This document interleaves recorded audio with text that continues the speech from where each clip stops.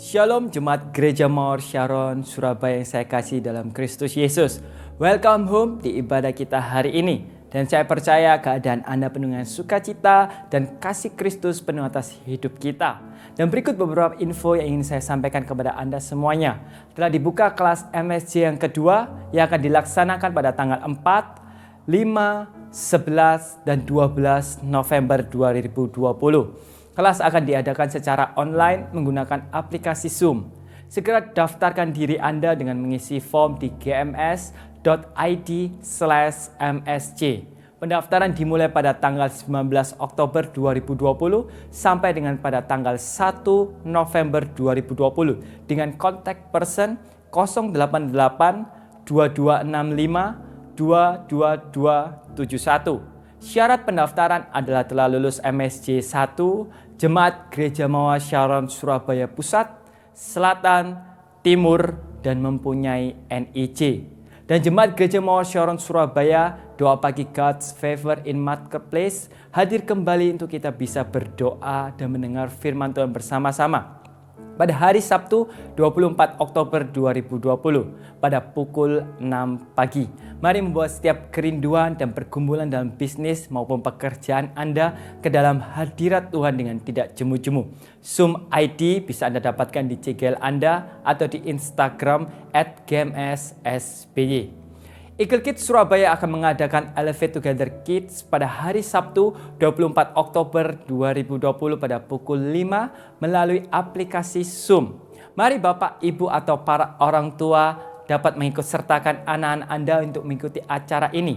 Password dapat diperoleh melalui Instagram @eaglekidsSby atau WA Center di 082 245 350 569. Dan sebelum kita memulai ibadah hari ini, mari kita memberikan persembahan diakoni dan misi dan akan saya pimpin dalam doa. Tuhan, kami mengucap syukur suatu kehormatan biar hari kami dapat menabur untuk kerajaan Allah. Terimalah persembahan kami Tuhan hari ini. Kami memberikan dengan sukacita persembahan diakoni dan misi kami hari ini ya Bapa. Di dalam nama Yesus, dan siapkan hati kami ya Bapa. Sebentar kami mau memulai ibadah, beri ke dalam hati kami kelaparan dan kehausan, biar hadirat-Mu menjamah kami dimanapun kami berada. Dan kami percaya Tuhan, mujizat, terobosan Engkau akan sediakan untuk kami hari ini. Terima kasih ya Bapa, hanya di dalam nama Kristus Yesus kami berdoa dan mengucap syukur. Haleluya, amin. Selamat mengikuti ibadah hari ini, Tuhan Yesus memberkati. Shalom jemaat Tuhan, mari kita masuk ke hadirat Tuhan dengan membawa ucapan syukur kita karena kasih-Nya yang luar biasa yang telah menebus kita, amin. Haleluya. Mari sama-sama kita menari bagi Tuhan.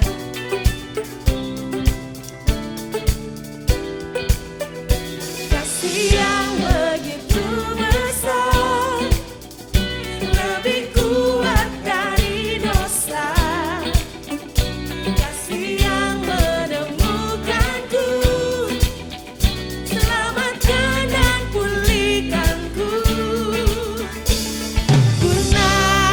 Syukurku, ku tak akan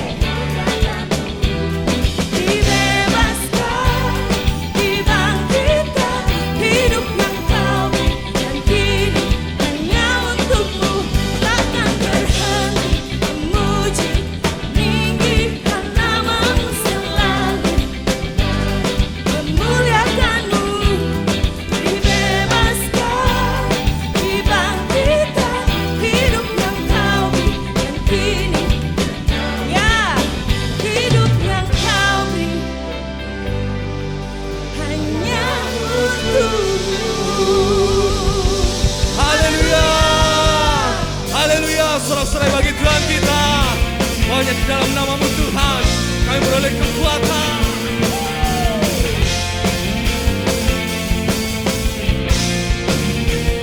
Mari semua katakan firman. Firman terangi jalanku, perisai iman di setiap waktu. Lindungku dari segala, tak pernah ku ragu, karena Dia bersamaku, setia menjaga dengan kuasa mulia. Hanya di dalam nama-Nya Yesus ya sumber pengharapan di sepanjang hidupku. Hanya di dalam kuasa pasti kemenangan bagiku selama-lamanya.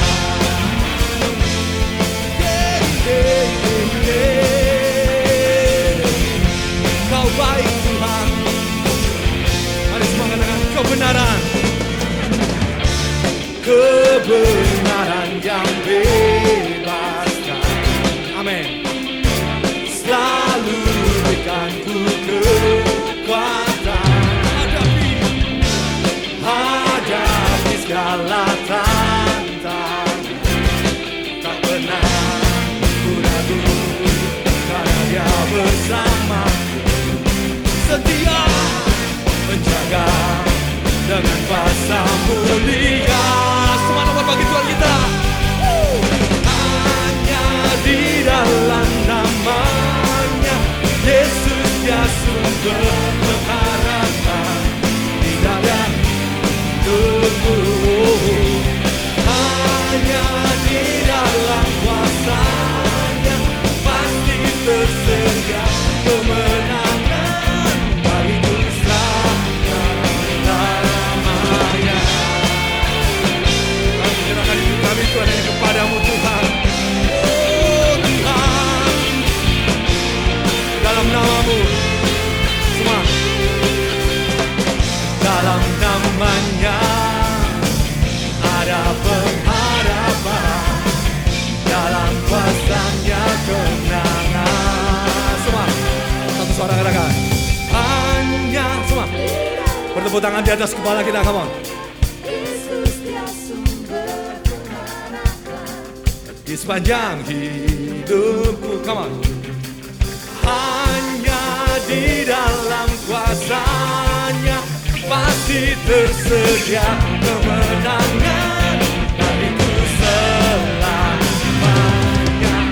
Hanya di dalam nama-Nya Yesus ya sumber pengharapan di sepanjang hidupku. Hanya di dalam kuasa-Nya pasti tersedia kemenangan bagiku selama-lamanya.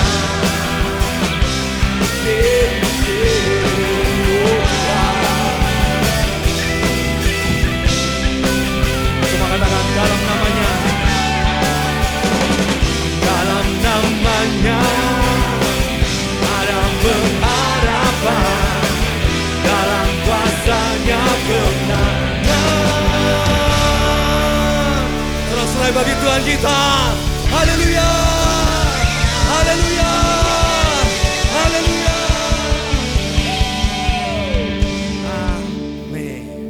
Silakan duduk Ibu saudaraku.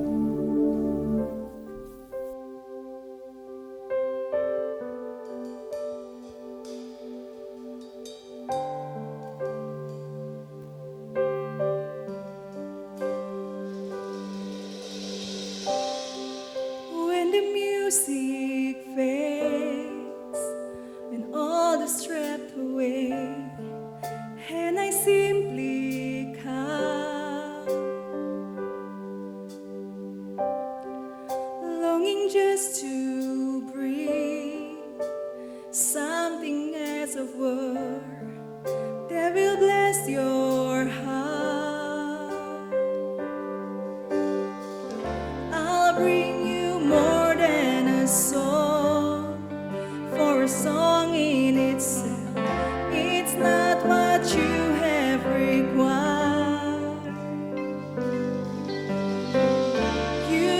much, much deeper within.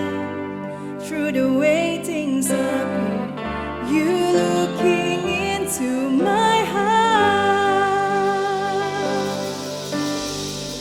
I'm coming back to the heart of worship, and it's all about you.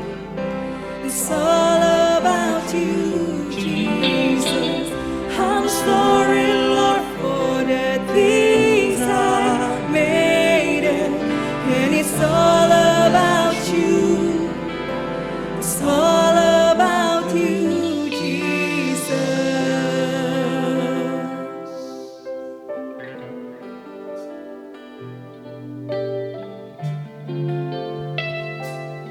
Mari sama-sama kita katakan, King of endless world, no one could express how much you deserve.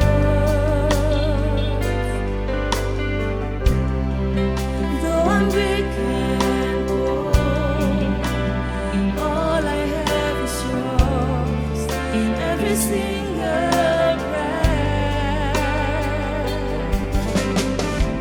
I'll bring you more than a song, for the song in itself is not what you have in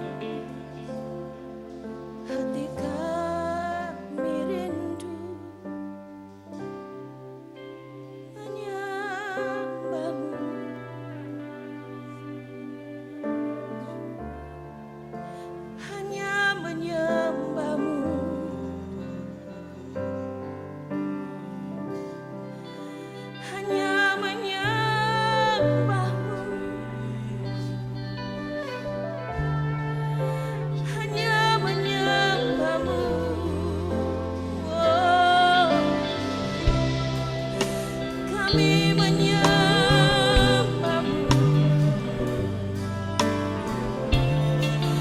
Kami menyembah-Mu, Yesus.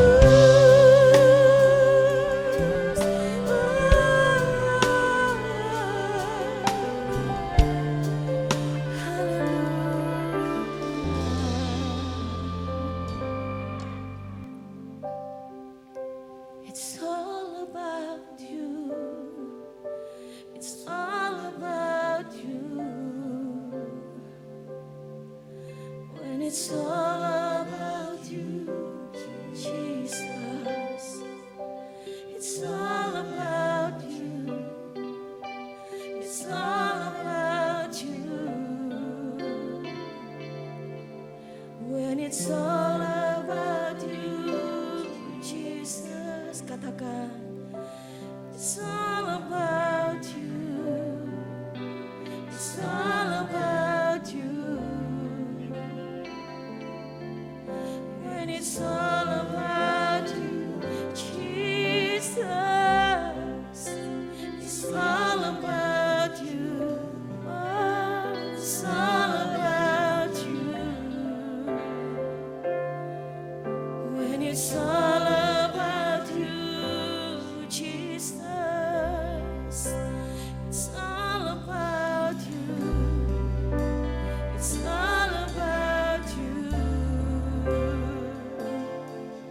When it's all about you. Sekali lagi katakan, it's all about you. It's all about you.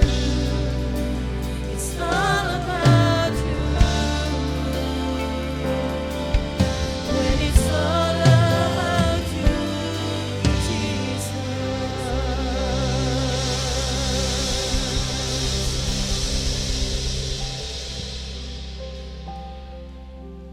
Kami bersyukur Tuhan hanya kepada-Mu Bapa. Bahwa hidup kami Tuhan hanya untuk Engkau Bapa. Bahwa Engkau ada di dalam hidup kami Tuhan. Dulu, sekarang, sampai selama-lamanya Bapa. Makasih Bapa. Makasih Tuhan. Kaulah penulis hidupku. Kau membuat segalanya baru. Engkau di dalamku dan ku ada dalam-Mu. Tak ada yang tak mungkin bagi-Mu. Ku dicipta untuk-Mu. Amin. Untuk membawa harum nama-Mu. Ini kami Tuhan. Engkau di dalamku dan ku ada dalam-Mu. Kini ku datang mencari wajah-Mu. Mengasihi-Mu selalu dengan senang hatiku. Mencintai seluruh perbuatan-Mu. Amin. Mengabdikan hidupku sesuai rencana-Mu. Ku mau menyembah-Mu sampai akhir hayatku.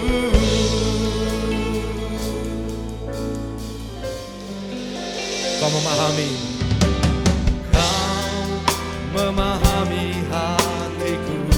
Amin. Oh, hanya Kau yang mengertiku selalu. Oh Tuhan, Engkau di dalamku dan ku ada dalam-Mu. Kini ku datang mencari wajah-Mu. Angkat suaramu, katakan, mengasihi-Mu selalu dengan senang hatiku. Mencintai seluruh perbuatan-Mu.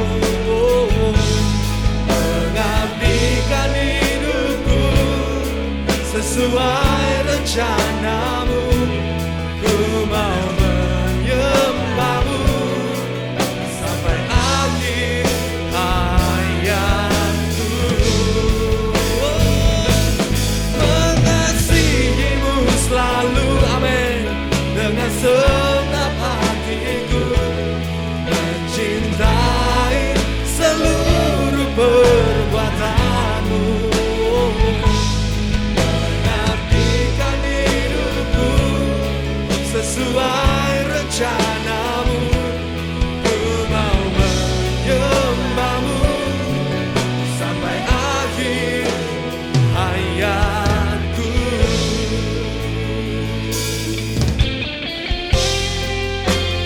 Oh Tuhan, kami bersyukur Tuhan.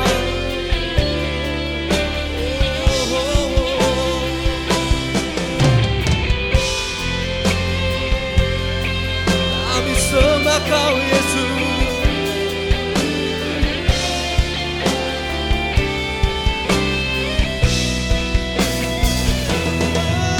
Mengasihimu selalu dengan senang hatiku, mencintai seluruh perbuatanmu, amin.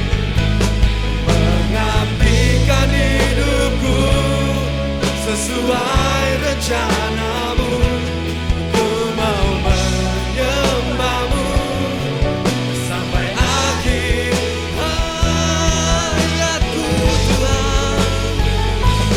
Mengasihimu selalu, amin.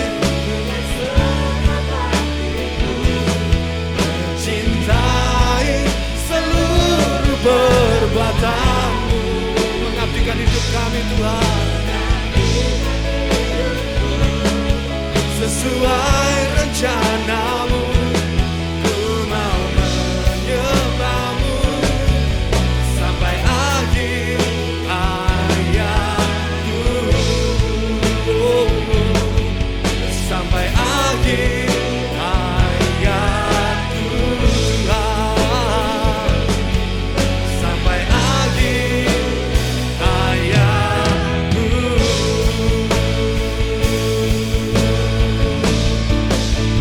Dimuliakan, come on church, let's worship Him. Kami tinggikan Kau Tuhan. Woo!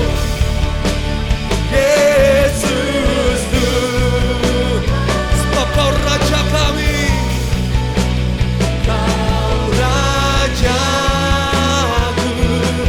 yang bertata, yang bertata, yang berkuasa.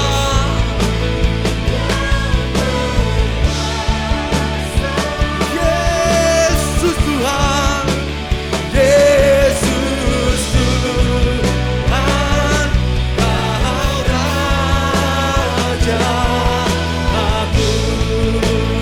Mari dengan satu suara katakan, dimuliakan, come on.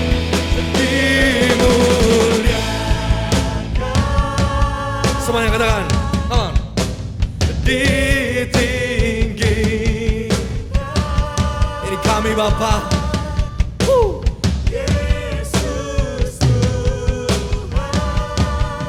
Sebab Kau Raja kami, Kau Rajaku yang bertata,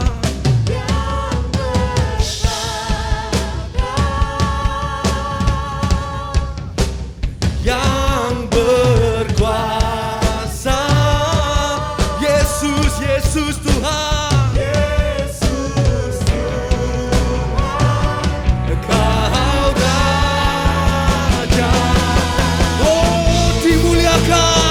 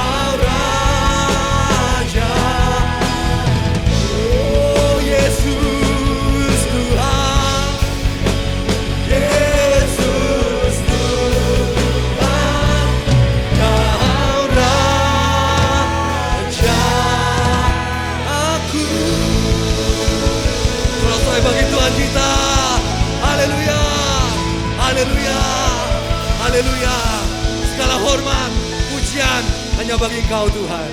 Terima kasih Bapa, terima kasih Tuhan. Terima kasih Tuhan, kalau sebentar kami akan berikan persembahan Tuhan. Kami akan berikan yang terbaik bagi Engkau Tuhan. Kami percaya Tuhan, kami memberikan persembahan ini Tuhan. Karena kami sangat mengasihi Engkau Tuhan. Terima kasih Yesus, di dalam nama Tuhan kami sudah mengucap syukur yang siang beri kita katakan. Amin.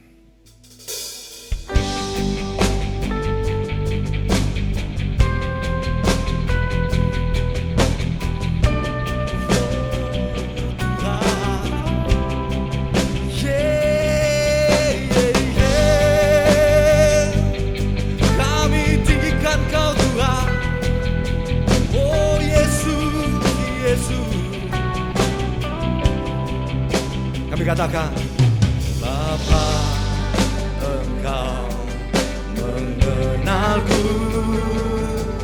lebih dari siapapun. Amin. Engkau tahu ceritaku dan isi hatiku.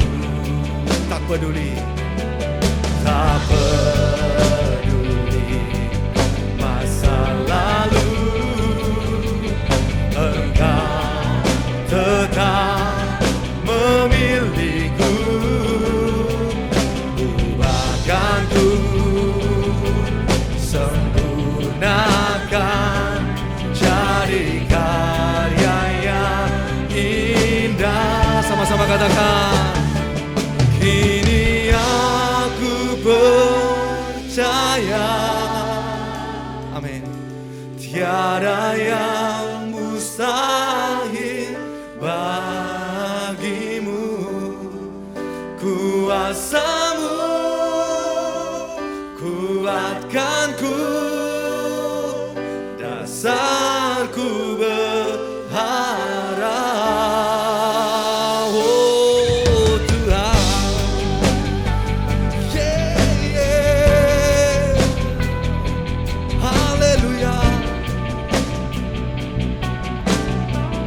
Sama-sama katakan, Bapa Engkau, Bapa Engkau mengenalku lebih dari siapapun. Engkau tahu ceritaku dan isi hatiku. Tak peduli, tak peduli Tuhan. Oh, Engkau tetap memiliku. Ubahkanku, sempurnakan, jadi karya yang indah. Kini aku percaya, amin, tiada yang mustahil bagimu. Kuasamu kuatkanku, dasarku berharap. Kini aku berserah, amin, pada rancangan-Mu Tuhan. Bagiku, ku ikuti panggilan-Mu, bukan setia sampai akhir hidupku.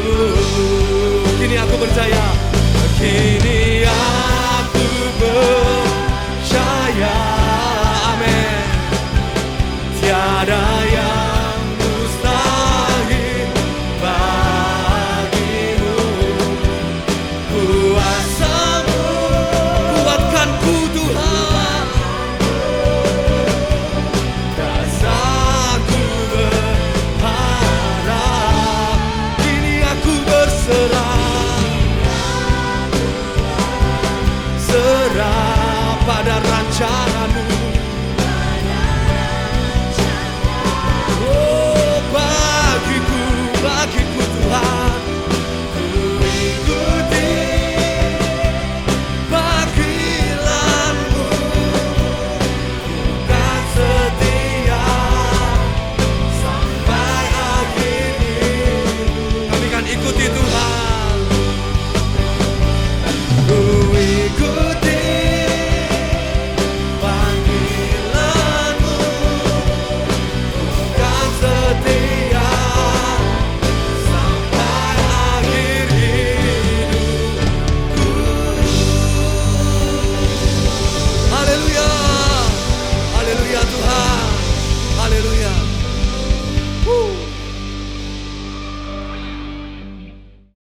Shalom Bapak Ibu Saudara sekalian. Senang sekali hari ini kita bisa berjumpa bersama-sama di dalam ibadah ini. Saya percaya sampai hari ini kalau kita masih bisa diberi kesempatan memuji Tuhan, menyembah Tuhan, bahkan mendengarkan firman Tuhan, maka saya percaya ada suatu anugerah dan kasih setia Tuhan yang dinyatakan dalam hidup kita semua. Amin. Saya percaya saudara juga dalam kondisi yang sangat-sangat baik sekali. Dan saya percaya seandainya ada bagian dari saudara yang mungkin kurang sehat dan lain sebagainya, saya yakin bahwa Tuhan turut bekerja dalam segala sesuatu untuk mendatangkan kebaikan. Nah Bapak Ibu Saudara sekalian, hari ini saya akan berkhotbah dengan judul Servant of God. Ya, mari kita baca firman Tuhan di dalam 1 Korintus 3 ayat 10 sampai 14. 1 Korintus 3 ayat 10 sampai 14. Demikian firman Tuhan. Sesuai dengan kasih karunia Allah yang dianugerahkan kepadaku, aku sebagai seorang ahli bangunan yang cakap telah meletakkan dasar dan orang lain membangun terus di atasnya. Tetapi tiap-tiap orang harus memperhatikan bagaimana ia harus membangun di atasnya. Karena tidak seorang pun yang dapat meletakkan dasar lain daripada dasar yang telah diletakkan, yaitu Yesus Kristus. Entahkah orang membangun di atas dasar ini dengan emas, perak, batu permata, kayu, rumput kering atau jerami. Sekali kelak pekerjaan masing-masing orang akan nampak. Karena hari Tuhan akan menyatakannya, sebab ia akan nampak dengan api, dan bagaimana pekerjaan masing-masing orang akan diuji oleh api itu. Jika pekerjaan yang dibangun seseorang tahan uji, ia akan mendapat upah. Nah Bapak Ibu Saudara sekalian, firman Tuhan yang baru kita baca adalah surat Korintus yang ditulis oleh seorang rasul yang cukup terkenal dalam kitab Perjanjian Baru, yaitu Paulus. Paulus menulis begitu banyak surat di dalam Perjanjian Baru. Saya akan sedikit memberikan gambaran penjelasan tentang latar belakang dari ayat ini supaya setiap Anda semua mendapatkan apa yang dimaksud oleh firman Tuhan melalui tulisan tangan Paulus yang penuh arti dan sangat dalam itu. Ya.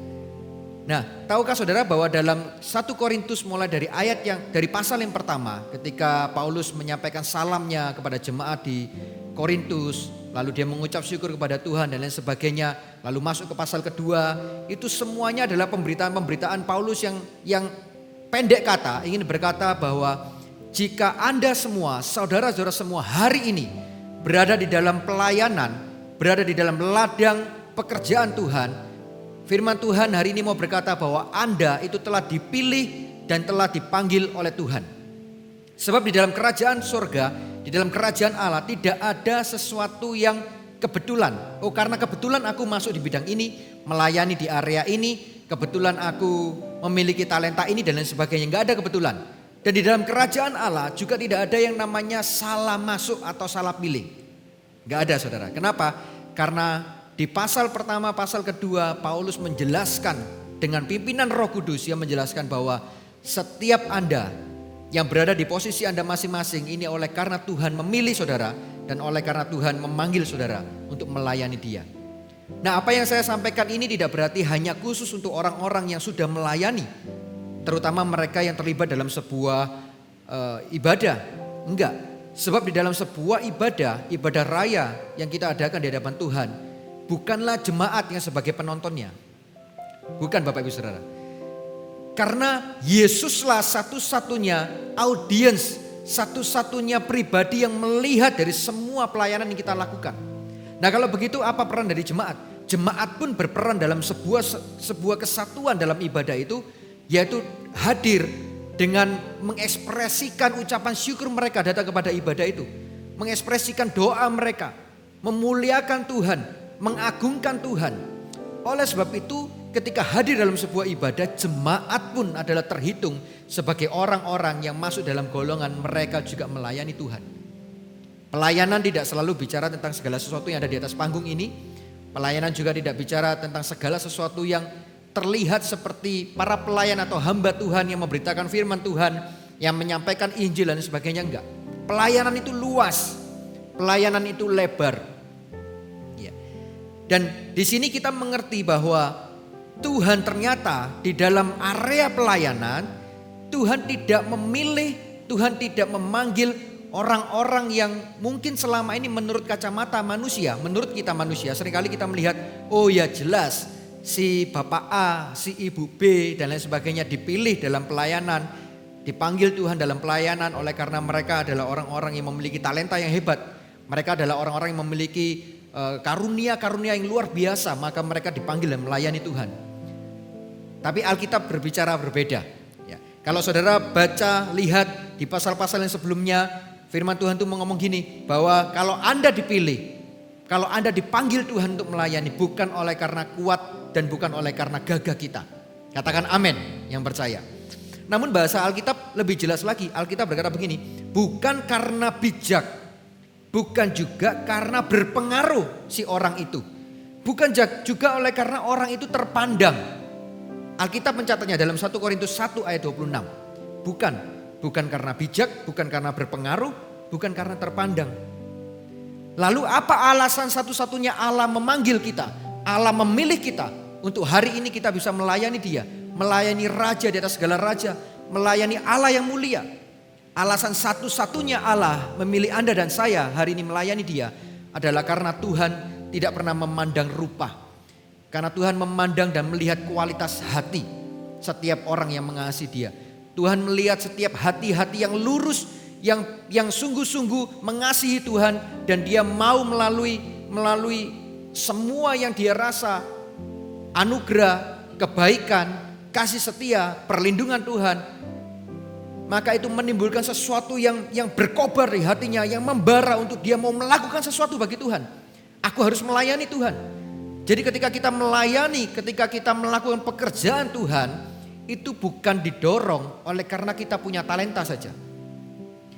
Satu-satunya bukan oleh karena kita cakap dan mampu, bukan. Tapi ada sesuatu yang sangat penting di dasar, yaitu sebuah rasa cinta kepada Tuhan kita. Sebuah rasa ucapan syukur yang meluap-luap begitu rupa dan mau melakukan sesuatu buat pribadi yang telah menyelamatkan hidup kita. Paulus menulis kitab 1 Korintus itu dimulai dengan dasar, dengan awal angle yang seperti ini. Ya. Nah, oleh sebab itu Allah terlebih penting melihat hati, bukan melihat rupa kita. Mengapa? Karena sekali lagi Alkitab mencatat, karena apa yang bodoh bagi dunia dipakai oleh Allah untuk mengalahkan hikmat dunia. Dan apa yang tampak lemah bagi dunia dipakai oleh Allah, dipanggil oleh Allah untuk memalukan yang kuat bagi dunia. Dan apa yang tidak terpandang, apa yang hina bagi manusia, dan apa yang tidak berarti bagi manusia, dipakai, dipilih, ditunjuk oleh Allah untuk meniadakan yang berarti bagi dunia ini.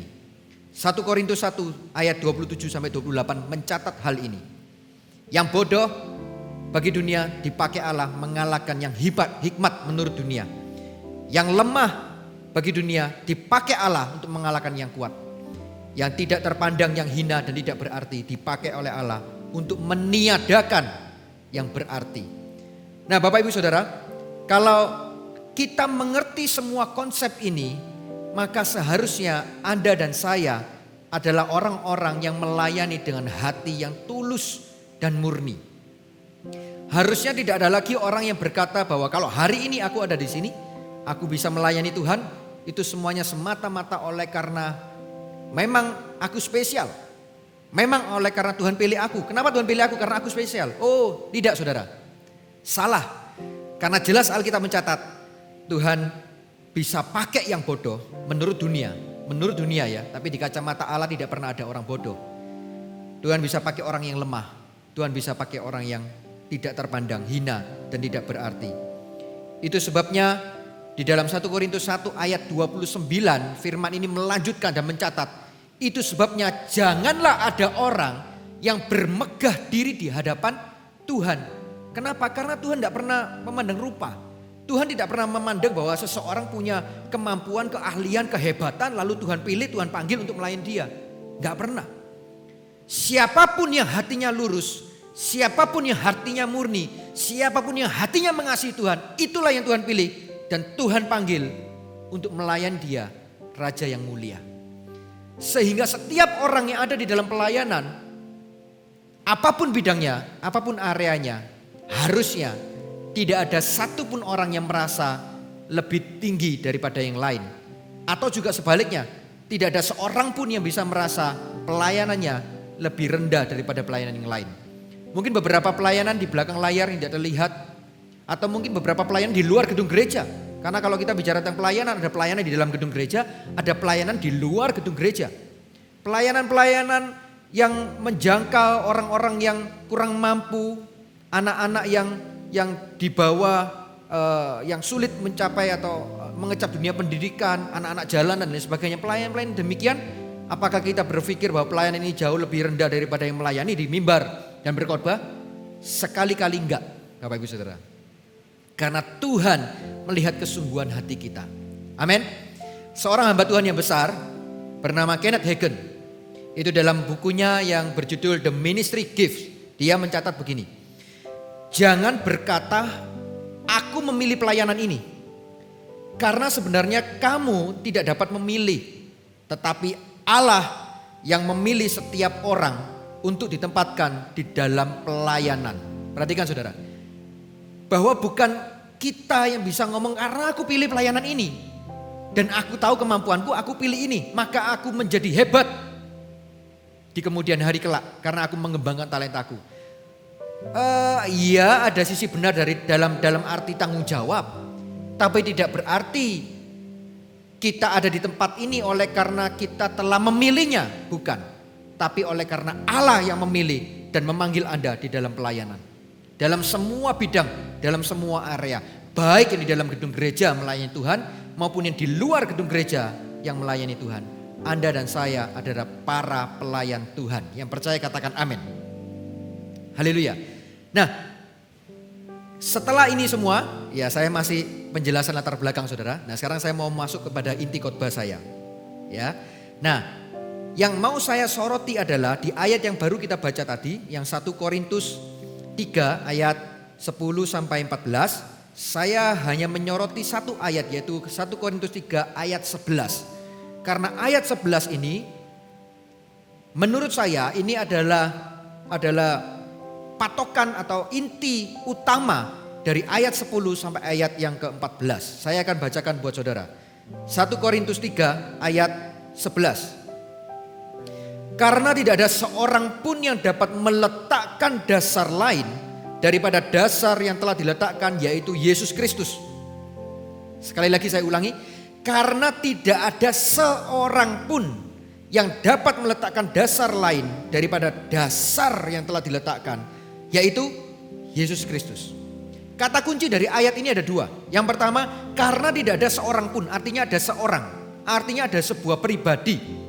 Ya. Lalu kata kunci yang berikutnya adalah dasar, karena diulang dua kali. Karena tidak ada seorang pun yang dapat meletakkan dasar lain daripada dasar yang telah diletakkan. Dan dasar ini itu sudah dijelaskan oleh firman Tuhan, tidak sembarangan dasar. Ya. Dasar lain yang diletakkan yaitu itu menjelaskan dasarnya ini, Yesus Kristus. Ya, Alkitab itu mampu menerjemahkan, mampu menafsirkan dirinya sendiri. Ya, kalau dalam bahasa Latin atau dalam bahasa teologi disebut sebagai Sacra Scriptura sui interprets, gitu ya. Alkitab mampu menafsirkan dan memperjelas dirinya sehingga setiap kita anak-anak Tuhan ketika membacanya kita mengerti apa yang dimaksud. Gak ada dasar yang lain, Yesus Kristus dasarnya. Maksudnya begitu. Nah, oleh sebab itu ada dua kata kunci. Seseorang atau orang atau pribadi dan dasar. Poin saya yang pertama, saya mau bahas dulu yang jauh lebih penting, yang fundamental, yang mendasar, yang pondasi adalah Yesus adalah dasar. Kalau saya tanya kepada beberapa orang atau kepada Bapak Ibu Saudara sekalian, kalau saya tanya mengapa Bapak Ibu melayani Tuhan, mengapa saudara, mengapa Anda melayani Tuhan? Beberapa pasti jawabannya, iya oleh karena Tuhan baik dalam hidup saya. Ya oleh karena Tuhan memberikan saya nafas sampai hari ini maka saya melayani Tuhan. Ya oleh karena bla bla bla dan banyak hal. Ya. Nah, kalau hidup kita itu digambarkan seperti sebuah bangunan, maka Poin saya yang pertama, Yesus adalah dasar. Itu adalah posisi pondasi dari sebuah bangunan itu. Perhatikan bahwa ketika pondasi dari sebuah bangunan itu kuat, pondasinya teguh, maka bangunannya yang di atas, bangunan yang didirikan, yang dibangun di atas pondasi tersebut juga akan kuat. Semakin kuat pondasinya, maka semakin tinggi juga bangunan tersebut. Ya, mampu dibangun dengan tinggi.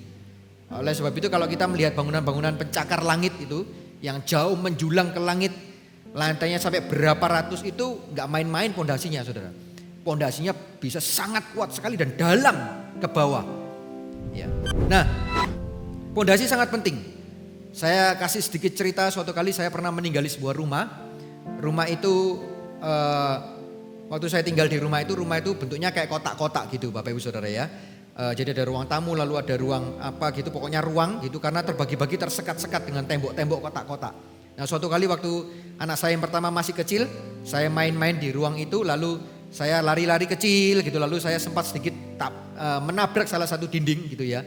Bukan menabrak dengan keras dan enggak, cuman saya senggol gitu, saudara ya. Tapi kok kerasa dindingnya itu bergetar. Nah, karena posisi dinding ini juga tidak efektif, karena ruangannya enggak terlalu panjang tapi terbagi. Lalu saya memutuskan untuk mencoba membongkar dinding ini. Nah, ketika saya coba bongkar sendiri, saya nggak pakai tukang, saya coba bongkar sendiri, ternyata sangat mudah sekali dinding itu roboh dan hancur dan bersih. Kenapa? Ternyata dinding itu dibangun di atas dasar lantai rumah saya yang sudah keramik, saudara. Jadi tanpa pondasi, sudah nggak ada pondasi, lalu juga nggak menyentuh di tanah atau semen gitu ya, bahasa awam kita. Tapi di atas keramik dia langsung numpu, dia langsung membangun di atasnya, sehingga tembok ini nggak punya kekuatan sama sekali. Maka saya bisa dengan mudah menghancurkan tembok itu dan bersih dan tanpa bekas. Ya, dan lantai saya juga nggak kelihatan rusak. Kelambinya tetap juga utuh gitu ya. Nah, pondasi sangat penting dalam hidup kita. Hari ini pertanyaannya, kalau Anda melayani Tuhan, kalau Anda atau yang akan melayani Tuhan, coba pertanyaan ini kita renungkan bersama. Apakah Yesus satu-satunya dasar untuk kita melayani Dia? Ataukah karena kita memiliki talenta? Ataukah karena kita merasa kita punya kemampuan tertentu? Ya, hal itu benar, tidak berarti salah. Tapi apakah itu menjadi alasan utama? Apakah itu menjadi dasar utama sehingga kita memutuskan atau mengambil keputusan, aku mau melayani Tuhan? Kalau talenta menjadi dasar atau alasan utama kita melayani Tuhan, maka maaf kata, saya akan berkata, Anda salah. Karena dasar seseorang melayani Tuhan tidaklah boleh berdasarkan talenta. Karena kalau orang itu karena talentanya dia memutuskan melayani Tuhan, maka ketika dia berada di dalam ladang pelayanan, di tengah-tengah pelayanan, ketika dia melakukan aktivitas pelayanannya, maka apa yang dia lakukan tidak lebih dari hanya sekedar menyalurkan hobi atau bakatnya. Cuman hanya saja di dalam lingkungan gerejawi. Gak ada bedanya.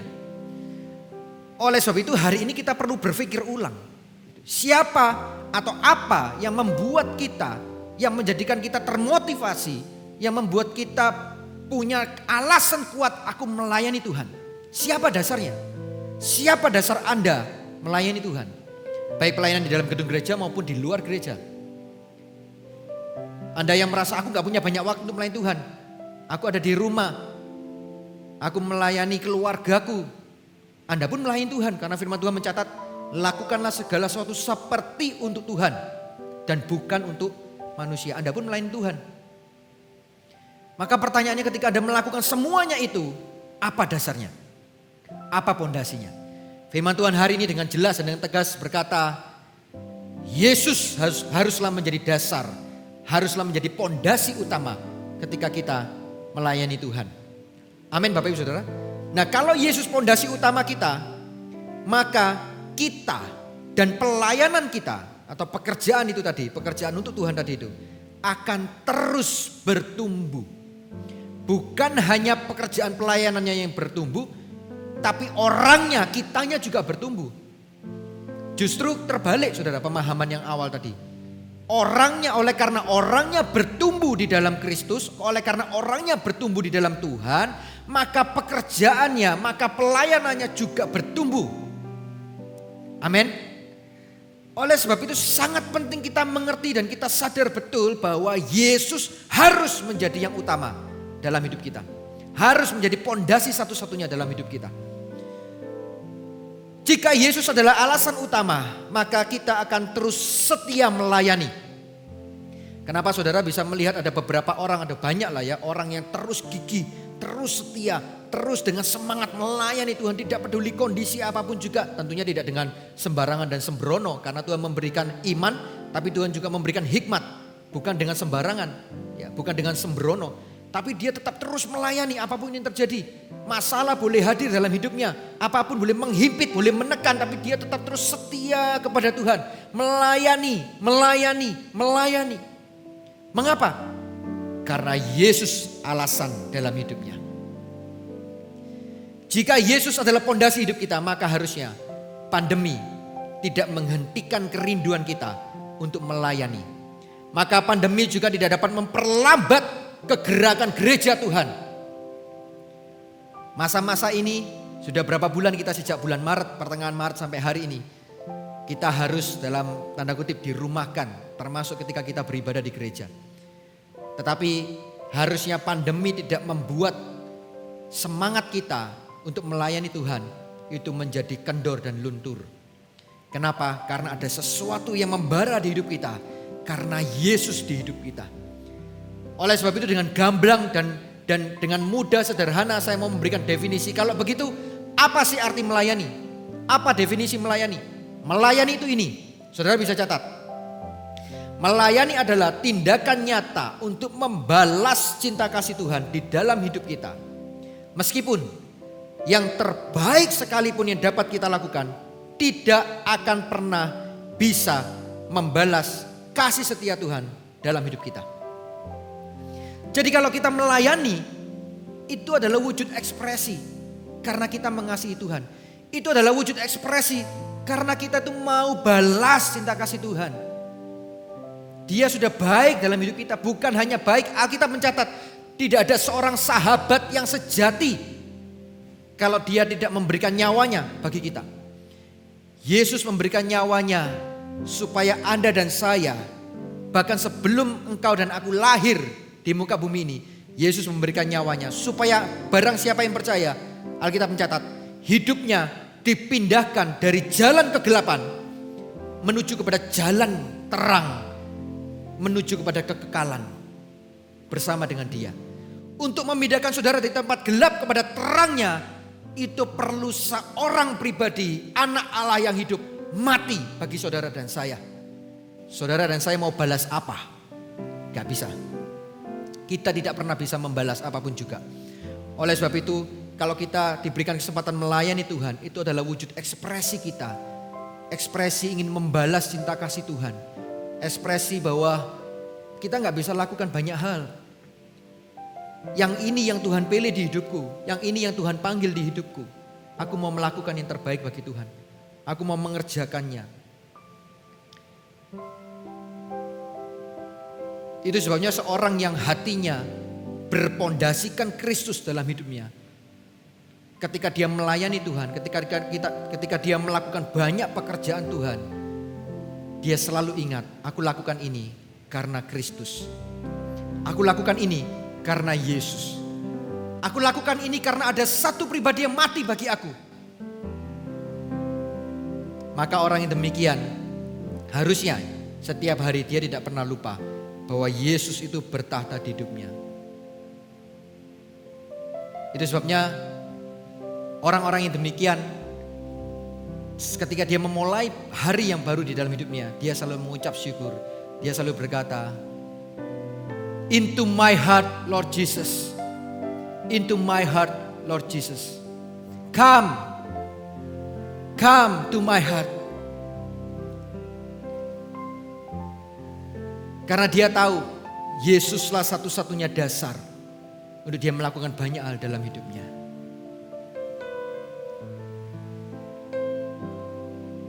Ada orang yang bertanya, Kalau kita sebagai orang percaya setiap hari berdoa, Tuhan datanglah di hidupku, Tuhan masuklah di hidupku, Tuhan datanglah di hidupku. Apakah Tuhan itu keluar masuk dalam hidup kita? Enggak.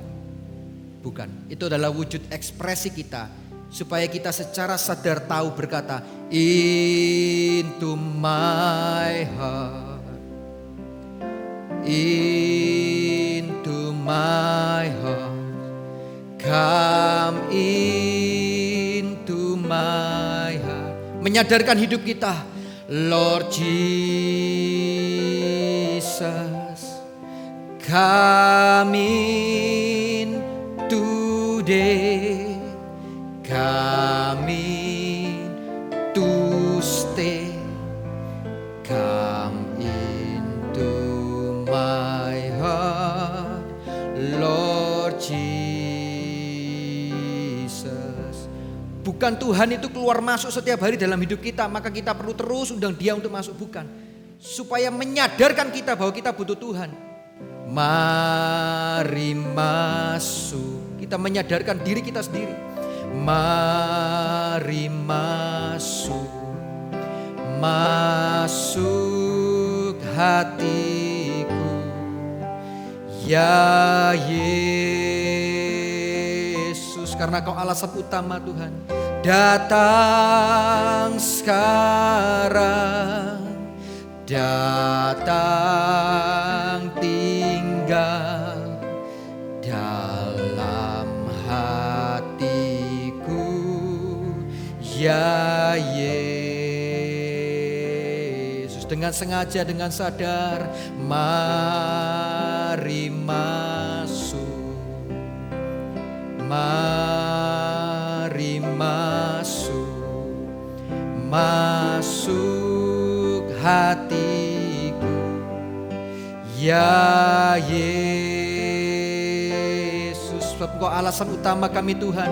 Datang sekarang, datang dan tinggal dalam hatiku, ya Yesus.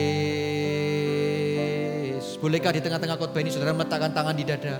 Come in today, come in to stay, come into my heart, Lord Jesus.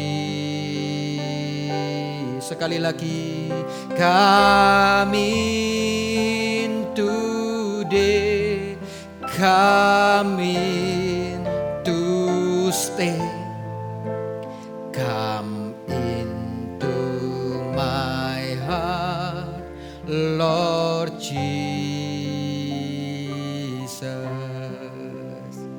Bagian yang pertama, jadikan Yesus sebagai dasar, sebagai pondasi utama dalam hidup kita. Pelayanan kita itu adalah wujud ekspresi kita. Tapi yang utama oleh karena Yesus pondasi kita. Yang kedua Bapak Ibu Saudara, kalau yang pertama tadi bicara tentang pribadi, yang ayat yang tadi yang pertama pribadi, yang kedua dasar yang telah kita bahas. Pribadi ini apa yang dimaksud? Di 1 Korintus 3 ayat 12 sampai 14 tadi. Jadi setelah ayat 10, ayat 11 kita baca ayat 12 sampai ayat 3 sampai ayat 14 itu membicarakan tentang pribadi ini. Saya akan bacakan bagi saudara. Entahkah orang membangun di atas dasar ini dengan emas, perak, batu permata, kayu, rumput kering atau jerami? Sekali kelak pekerjaan masing-masing orang akan nampak. Karena hari Tuhan akan menyatakannya, sebab ia akan nampak dengan api. Dan bagaimana pekerjaan masing-masing orang akan diuji oleh api itu. Jika pekerjaan yang dibangun seseorang tahan uji, ia akan mendapat upah. Dengan kata lain, pribadi yang dimaksud adalah Anda dan saya sebagai seorang pelayan itu sendiri. Bukankah yang kita baca semua dari ayat 12 sampai 14 ini bicara tentang pelayanan? Bukankah semuanya bicara tentang pekerjaan? Coba perhatikan. Entahkah orang membangun di atas dasar ini dengan emas, dengan perak, batu permata, kayu, rumput kering, jerami. Bukankah itu sebuah upaya, sebuah cara, sebuah kualitas apapun yang Anda dan saya bisa lakukan di dalam sebuah pelayanan? Ada yang kualitas yang emas, ada yang perak, ada yang kayu, ada yang rumput kering, macam-macam. Tapi perhatikan, Tuhan ternyata tidak berfokus kepada emasnya, peraknya, dan lain sebagainya. Bukan berarti Tuhan mengabaikan sama sekali, bukan. Ya Tuhan perhatikan, ya Tuhan akan menghargai itu. Tapi terlebih dari itu semua, yang Tuhan perhatikan adalah Andanya dan sayanya yang mengerjakan itu. Karena di ayat yang terakhir Yesus berkata, jika pekerjaan yang dibangun seseorang tahan uji, ia akan mendapat upah. Poin saya yang kedua, bicara tentang hamba yang benar ini, saya telah rangkum dengan sangat sederhana dan singkat sekali dalam poin yang kedua ini. Saya tulis demikian dalam catatan saya, bahwa hamba yang benar akan menghasilkan pekerjaan yang benar. Hamba yang benar akan melayani dengan benar juga. Hamba yang benar, ini janji firman Tuhan, bukan mulut perkataan saya. Tapi hamba yang benar, kata firman Tuhan, akan menerima upahnya. Tapi ketika kita pelajari semua ayat ini sampai kepada pasal-pasal yang berikutnya, saya jadi paham, saya jadi mengerti. Meskipun Alkitab, meskipun firman Tuhan menjanjikan upah bagi kita semua yang melayani Dia, baik pekerjaan Tuhan di dalam gedung gereja maupun di luar gedung gereja, yang membuat saya paham itu begini. Hamba yang benar ketika dia melayani Tuhan tidak berfokus kepada upah, tetapi kepada Tuhan yang telah memilihnya. Kenapa? Karena dasar pondasinya adalah Kristus. Hamba yang benar tidak berfokus pada pekerjaannya, tetapi kepada ketaatan akan Tuannya. Telinganya terus dengar-dengaran kepada Tuannya yang memilih dia, kepada Tuannya yang mempercayai dia, kepada Tuannya yang memanggil dia untuk melayani dia, untuk masuk dalam ladang pelayanan. Telinganya terus mendengar arahan, telinganya terus mendengar perintah, telinganya terus mendengar apa kata sang Tuan. Pekerjaannya bukanlah menjadi sesuatu yang harus diperjuangkan, diperebutkan, bahkan harus seperti didapatkan. Bukan. Pelayanan sekali lagi adalah wujud ekspresi kita. Karena hati kita telah dipenuhi rasa kasih yang besar kepada Tuhan kita yang selamatkan kita. Kepada ucapan syukur yang meluap-luap berkobar-kobar, maka aku ekspresikan lewat pelayananku. Hamba yang benar tidak berfokus kepada pekerjaannya, tetapi taat kepada Tuannya. Bapak Ibu Saudara, lewat firman Tuhan hari ini saya berharap supaya setiap kita yang melayani Tuhan atau yang belum melayani dan akan melayani, mari kita miliki dasar pondasi Kristus dalam hidup kita. Dan kalau kita melayani, pastikan bahwa kita melayani sebagai hamba yang benar, yang matanya terus memandang kepada Tuannya Kristus, dan bukan menganggap pekerjaan ini menjadi jauh lebih tinggi daripada Tuannya. Bukan. Sehingga banyak sekali kita mendengar banyak orang di dalam ladang pelayanan sikut sana sikut sini hanya demi pekerjaan pelayanan, supaya dia bisa tampil, bisa muncul, bisa lebih tinggi dipandang manusia dan lain sebagainya. Enggak, harusnya mata kita terus memandang kepada Tuhan yang memilih dan memanggil hidup kita untuk melayani Dia. Amin Bapak Ibu Saudara. Saya akan tutup dengan sebuah ayat di dalam 1 Korintus 3, masih dalam pasal yang ketiga. Semua ayat yang kita bahas hari ini adalah 1 Korintus pasal yang ketiga. Tapi ini adalah ayat ke-6. Ayat di mana sebelum kita baca ayat 10 sampai 14, saya jadi mengerti dan paham kenapa Paulus menulis ini. Ayat yang berkata demikian. Aku menanam, Apolos menyiram, tetapi Allah yang memberi pertumbuhan. Perhatikan Saudara. Aku itu Paulus. Paulus menanam, Apolos menyiram, tetapi Allah yang memberi pertumbuhan. Dengan kata lain, pekerjaan pelayanan bisa dilakukan siapa saja. Mau Paulus, mau Apolos, mau siapa saja. Para hamba Tuhan, pelayan Tuhan, siapapun juga. Saudara bisa mengerjakan dan bisa membangun pelayanan saudara. Tapi perhatikan ini, bahwa Allah yang memberikan pertumbuhan. Kalau Anda sebagai seorang pelayan mau bertumbuh, yang berdampak kepada pelayanan kita akan menjadi bertumbuh juga. Kalau orangnya bertumbuh, maka pekerjaan pelayanan kita pasti akan bertumbuh. Kalau Anda dan saya mau bertumbuh sebagai seorang pelayan, maka kita harus tahu kita butuh Allah itu sendiri di hidup kita.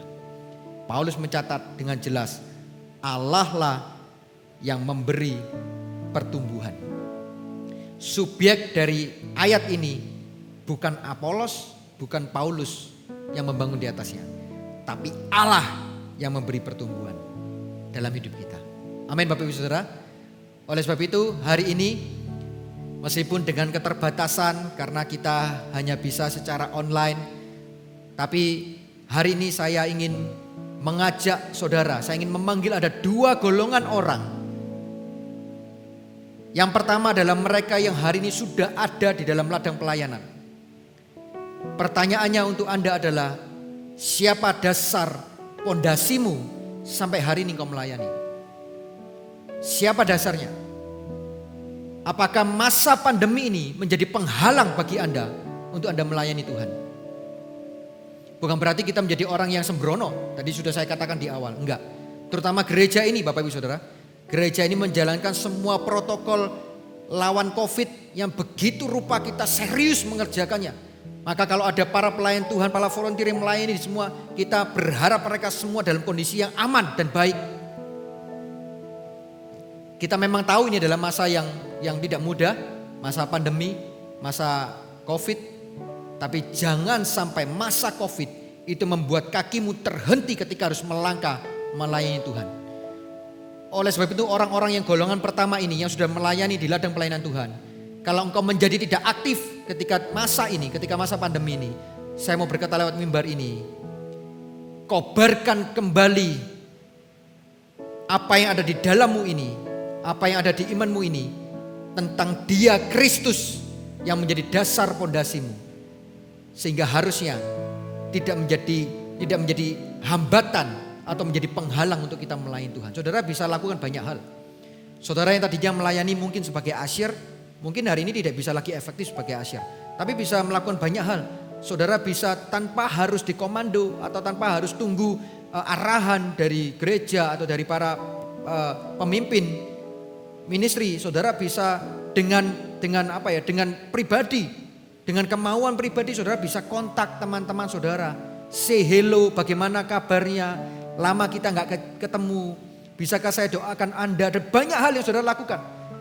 Dan tahukah saudara bahwa dalam masa yang seperti ini, dalam keterbatasan gereja juga dalam masa dalam posisi keterbatasan untuk bisa menjangkau semua jemaat yang dulunya di hari Minggu kita bisa bersama-sama hadir di tempat ini beribadah bersama-sama. Kerinduan gereja adalah bisa terhubung dengan semua jemaat yang seperti biasa dilakukan oleh Bapak Gembala kita Pastor Yusuf. Kalau hari Minggu selalu bertemu dengan beberapa jemaat seusai ibadah, kasih salam, tanya kabar, mendoakan dan banyak hal. Hari ini kita sangat terbatas oleh karena masa pandemi. Tapi saudara di dalam posisi saudara, di dalam pelayanan-pelayanan yang mungkin hari ini saudara tidak bisa aktif di area itu oleh karena masa ini. Saudara jangan berpangku tangan dan jangan hanya terhenti langkahmu karena pandemi ini. Karena semangat yang membara dan berkobar itu harus tidak bisa dihalangi oleh karena pandemi. Tidak bisa ditutup dan dihadang oleh karena kesukaran-kesukaran tertentu. Kalau yang sudah namanya membara dan berkobar, orang kalau sudah maunya tujuannya mau ke sana, di depannya dihalangi berbagai macam halangan rintangan, dia pokoknya bisa aja cari cara, cari jalan, nggak tahu lewat bagaimana dia pokoknya sampai ke sana. Poinnya, yang penting kalau sudah mau dan niat, saudara bisa pakai berbagai macam cara. Gereja ini kita terus terang akan sangat sulit untuk menghubungi jemaat-jemaat yang terutama tidak tergabung di CG. Apalagi dia juga belum ber-NIJ, kita nggak punya datanya. Tapi kalau saudara kenal orang-orang yang demikian, sahabat saudara, kerabat saudara, saudara bisa kontak, bisa telepon, bisa kirim teks misalkan. Ayo join di CG dan banyak hal yang saudara bisa lakukan. Hari ini untuk orang-orang yang golongan pertama, mari renungkan di hidup saudara. Apakah benar masa pandemi ini menghalangi saudara tidak lagi aktif sebagai hamba-hambanya yang dahulu melayani Tuhan. Orang-orang yang golongan kedua adalah orang-orang yang belum sama sekali melayani Tuhan. Baik pelayanan di dalam gedung gereja maupun di luar. Hari ini firman ini saya berdoa supaya firman ini mendobrak hati Anda. Supaya Anda melihat pelayanan bukan sekedar sebagai sebuah aktivitasnya saja. Atau bahkan orang-orang tentu memandang sebagai jenjang karir pelayanan, bukan. Tapi pelayanan sebagai wujud rasa terima kasih kita atas cinta kasih Tuhan dalam hidup kita yang kita tidak pernah bisa balas. Bolehkah saya mengajak dua golongan orang ini yang sudah melayani dan yang belum, letakkan tangan di dada. Mari kita pejamkan mata sebentar, saya ingin berdoa bagi saudara. Ora mata kaya syekarana mata karabaya syakara bara. Kami bersyukur ya Tuhan, kalau hari ini telinga kami masih bisa mendengar firman-Mu. Kami masih bisa mengerti betapa luar biasanya Engkau dalam hidup kami. Kemuliaan-Mu, kebesaran-Mu. Ajar kami punya hati seperti hamba yang setia. Sampai akhir ku menutup mata, ku tetap setia menanti janji-Mu. Sampai ku dapatkan mahkota kehidupanku, ku tetap setia untuk melayani-Mu. Katakan sampai akhir. Sampai akhir ku menutup mata, ku tetap setia menanti janji-Mu. Ya Tuhan, sampai ku dapatkan mahkota kehidupanku, ku tetap setia untuk melayani-Mu. Sampai akhir ku menutup mata. Ini doa kami, ku tetap setia menanti janji-Mu. Kami tahu Engkau menyediakan mahkota dalam hidup kami Tuhan. Sampai ku dapatkan mahkota kehidupanku, ku tetap setia untuk melayani-Mu. Melayani, mengasihi, ku ingin lebih lagi. Melayani, mengasihi, ku ingin lebih lagi. Melayani, mengasihi, ku ingin lebih lagi. Melayani dan mengasihi-Mu.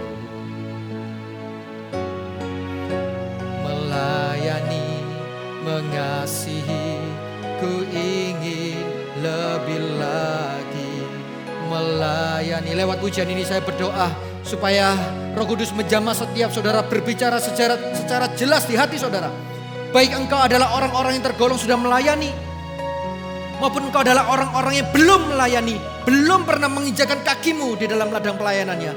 Aku berdoa dalam nama Yesus, supaya Roh Kudus menjamah setiap hati saudara, memberikan pengertian demi pengertian tentang siapa pribadinya dalam hidupmu, dan mengapa seharusnya setiap orang percaya ambil bagian dalam melayani. Bukan karena karir pelayanan Bapak Ibu Saudara, tapi karena wujud cinta kasih kita kepada Tuhan. Karena kita mau membalas kasih-Nya dalam hidup kita yang tak pernah bisa terbalas. Mengasihi, ku ingin lebih lagi. Melayani dan mengasihi. Sekali lagi, melayani, mengasihi. Haleluya. Melayani, mengasihi, ku ingin lebih lagi. Melayani, mengasihi, ku ingin lebih lagi. Melayani, mengasihi, ku ingin lebih lagi. Melayani dan mengasihi.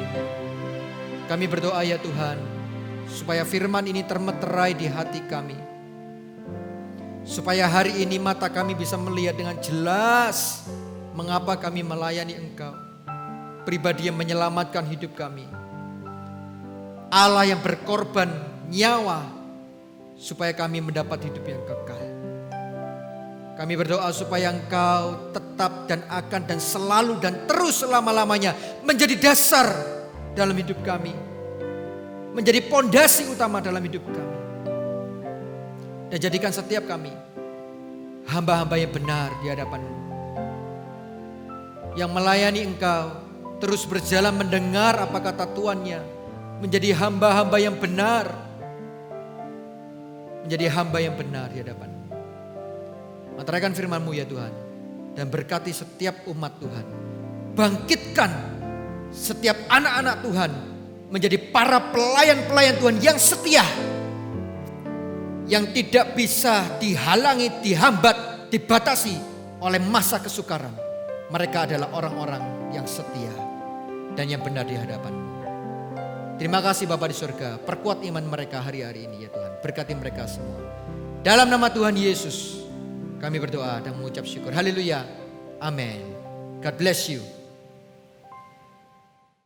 Jemaat Tuhan, mari kita berdoa. Terima kasih Tuhan untuk firman yang Kau ingatkan kepada kami, bahwa setiap daripada kami adalah bagian daripada kerajaan-Mu dan bagian daripada pekerjaan-Mu. Kami berdoa saat ini, hamba berdoa untuk setiap jemaat-Mu, setiap anak-anak-Mu, setiap orang yang percaya, yang bersama-sama mendengarkan firman ini, bahwa dalam setiap bagian kehidupan kami, dalam pernikahan kami, dalam hubungan kami dengan keluarga, dengan pasangan kami, dengan orang-orang yang kami kasihi, dengan kolega kami, dalam hubungan kami dengan Engkau, dalam hal-hal yang kami kerjakan, dalam bisnis dan karir kami, dalam pelajaran kami, semuanya itu Tuhan adalah menjadi saluran, tempat dan benteng dan rumah tempat Engkau bekerja. Hamba berdoa dalam semuanya itu, Engkau curahkan kebaikan-Mu, perkenanan-Mu dan kuasa-Mu, sehingga setiap bagian kehidupan kami adalah bagian daripada tempat Engkau bekerja dengan luar biasa. Kami percaya Tuhan, pelayanan yang kami ingin lakukan adalah bukan untuk manusia, tapi untuk menyenangkan hati-Mu. Dan kami percaya Engkau bekerja dengan luar biasa. Saat kami beriman bersama dengan Engkau, Engkau akan mengangkat kami dari keterpurukan kami. Engkau mengangkat kami bukan hanya menjadi orang-orang yang menerima pelayanan, tapi orang-orang yang dipakai menjadi berkat dan mengalami kuasa Tuhan, dan juga membawa kuasa dan kasih dan perkenanan Tuhan kepada semua orang sekeliling kami. Hamba berdoa Tuhan, hari ini Engkau izinkan kami melihat dengan iman bahwa rencana-Mu belum selesai dalam kehidupan kami, bahwa rencana-Mu Engkau sedang kerjakan dengan luar biasa. Proses pemurnian yang Kau lakukan akan berakhir dengan kemuliaan, akan berakhir dengan kebaikan, akan berakhir dengan penggenapan rencana-Mu. Oleh karena itu saat ini jemaat Tuhan, aku mengutus Engkau saat Engkau mengangkat tangan untuk mengalami berkat dan kemuliaan Tuhan pada hari-hari dan minggu yang akan datang. Alamilah Tuhan di dalam nama Allah Bapa yang telah menangkap Engkau dan menjadikan Engkau anak-anaknya. Dan alamilah Tuhan dan jadilah duta besar dan utusan Tuhan di dalam nama Yesus Kristus, Juru Selamat-Mu, yang telah memanggil Engkau dan saat ini mengutus Engkau untuk membawa kemuliaan dan berita keselamatan dan kasih-Nya kepada dunia. Dan saat ini aku mengutus Engkau dalam nama Roh Kudus yang akan menyertai Engkau dan juga memberi Engkau kekuatan untuk mengalami kemenangan demi kemenangan di dalam nama Yesus. Setiap jemaat berkata, amin. Tuhan berkati Anda semuanya. Selamat mengalami minggu dipakai Tuhan dengan luar biasa. Sampai bertemu lagi. God bless you.